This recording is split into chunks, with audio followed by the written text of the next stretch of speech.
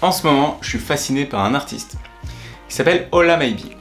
Ola Maybe, je vous en avais déjà parlé, donc déjà je vous montre. C'est l'artiste qui a fait la fameuse pancarte que je vous avais déjà parlé, qui en anglais dit la pire chose qui me soit arrivée en tant qu'artiste est d'avoir été graphiste designer. Donc ça, c'est ce qu'il avait fait sur une exposition. Et je suis absolument fasciné par son travail au point que je me suis challengé. En gros, sous l'impulsion de ma fille, j'ai commencé à faire ce type de création où j'ai mis à la fois des citations d'un livre que je suis en train de lire de Derek Sivers et j'ai fait des créations comme si c'était ma fille qui dessinait avec en gros des trucs de couleurs un peu partout. Et du coup, après, ça m'a fait souvenir de cet artiste, Ola Maybe, qui fait des créations hyper colorées sur les réseaux. Et j'ai voulu l'imiter, tout simplement. Essayer de reproduire son style pour essayer de toucher un petit peu ce qui me fascine dans sa création. Et donc j'ai fait plein d'essais. Donc pour vous montrer déjà un petit peu de quoi on parle, Ola Maybe il fait ce type de créations qui sont très colorées et qui fait vraiment à partir souvent de photos, donc de photos en noir et blanc.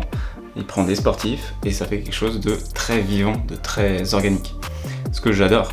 Et il arrive même à explorer toutes ces créations-là avec des patterns, etc. Et on se rend compte qu'il a quand même toujours à peu près les mêmes couleurs.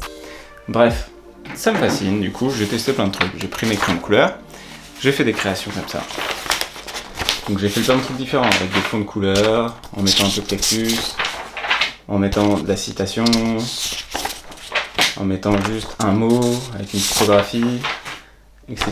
etc. Ce que j'ai fait ensuite, dans un premier temps, c'est d'essayer de trouver une palette de couleurs. C'est pas facile. Donc j'ai essayé de trouver une palette de couleurs qui me convienne bien, avec du crayon de couleur, un peu de stylo, essayer de varier aussi un petit peu les techniques. Et ensuite, j'ai essayé de reproduire un petit peu aussi ce que faisait Ola Maybe finalement. Donc j'ai fait un petit peu des choses explosives, une création hyper explosive, et en ajoutant ma petite touche de cactus par-dessus, bien sûr. Et en fait, c'est là que je me suis rendu compte que c'est hyper difficile en fait de faire de l'abstrait. Parce qu'on croit que c'est juste des traits comme ça, avec certains crayons et certaines couleurs, mais en fait, pour que ça rende bien, vraiment bien, et ben en fait il y a une certaine technique et une certaine approche. Si on met trop de couleurs, ça fait ce genre de truc où déjà on n'arrive pas à lire ma citation, et il y a trop de couleurs, il y a trop de diversité de couleurs, en plus c'est trois couleurs qu'on voit bien distinctement, le jaune, le rouge et le bleu, ou encore dans celui-là, où il y a trop de couleurs qui se mélangent partout et ça fait du coup une grosse tache, etc. etc. Et en fait c'est là que je me suis rendu compte que c'était vraiment subtil l'art abstrait.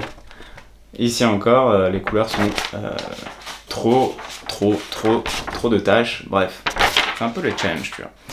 Et là, je suis arrivé à quelque chose de un peu plus explosif, quelque chose qui est peut-être un peu plus intéressant. Et encore, je trouve qu'il y a encore du chemin à faire. J'ai fait ce test ici avec du pastel par-dessus. Mais en fait, il faut arriver à une sorte de compromis entre le trait et laisser respirer le trait aussi, et y apporter aussi quelques patterns dessus. Parce que c'est ce que fait Ola Maybe, il rajoute des petits patterns dessus qui font que ça fait très sympa. Par exemple, ici sur cette création-là, on voit que dans le jaune, il y a des traits bleus qui traversent, etc. Il y a aussi des boucles, il fait pas que des lignes droites ou des trucs comme ça. Bref, il y a beaucoup de mouvements dans ce qu'il fait. Et c'est ça qui me fascine le plus dans ses créations, c'est qu'il a trouvé vraiment des codes bien à lui. Il a évidemment sa palette de couleurs, mais plus que ça, il a des sortes de doodles, des petits tracés, il a de la texture, il a tout le temps le fond qui est tout le temps le même, il a ce petit beige là, qui est tout le temps le même et qu'on voit partout dans ses créations. Tac, je vous montre un petit peu son feed. Donc on a le beige qui est un petit peu partout, et du coup il arrive vraiment à exploiter son art sur différents supports. Donc autant de la publicité, donc par exemple ici avec la basket, ici avec de la mode, ici avec du motion design, enfin quelque chose d'animé quoi. Il y a énormément de choses qu'il fait, et c'est là que je trouve assez fascinant, en tout cas dans son travail, c'est qu'il a développé un style qui est bien à lui, qui est dans l'abstrait, donc qui est pas non plus quelque chose de très défini, mais en même temps, il est hyper cadré dans son travail, il a un style vraiment défini, dans ses couleurs, dans ses textures, dans son explosivité, comme je vous le disais, et en fait, il arrive à faire avec ce truc-là, c'est comme des Lego en fait, c'est comme si vous preniez des briques de Lego de certaines couleurs et ça vous fait votre style, et avec ces briques de Lego là, vous allez pouvoir construire tout ce que vous voulez derrière. Et ben lui c'est pareil en fait, il a réussi dans son style à développer sa patte en art abstrait, et derrière il arrive à faire exactement ce qu'il veut sur tous les supports qu'il veut. Donc autant des trucs 3D, autant des trucs photo, autant de la publicité, autant que du motion, autant que énormément de choses, comme on peut le voir ici avec une pub pour des chaussures, et derrière il y a tout son style qui se déploie et tout autour. Bref, je trouve ça hyper fascinant et c'est pour ça que moi je me suis challengé là-dedans, parce que je me suis dit que dans mes créations c'est ce qui me manquait peut-être, en tout cas c'est le manque que moi j'interprète dans mon style, c'est essayer d'arriver à avoir quelque chose de beaucoup plus organique, quelque chose de plus explosif, un peu plus coloré aussi, et avec lequel je vais pouvoir jouer et m'amuser et faire plein de choses.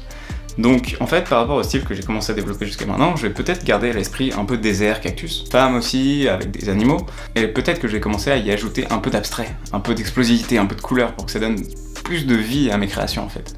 Et c'est ça que je cherche en essayant d'imiter, voire de copier cet artiste. C'est pas le copier pour le copier, c'est simplement pour comprendre sa technique, comprendre ce qu'il y a derrière, essayer de me l'approprier, voire de l'apprivoiser et de m'en faire moi une de mes propres techniques, mais qui va composer toute une palette de tout le style que j'ai commencé à développer jusqu'à maintenant, et qui va encore enrichir mon style et mes futures créations. Donc voilà, j'espère que ça vous a inspiré, mais vous, dites-moi quel style et quel artiste vous fascine en ce moment, et qu'est-ce qui vous inspire à récupérer pour peut-être apprivoiser quelque chose et en faire partie de votre style. Allez, dites-moi ça en commentaire.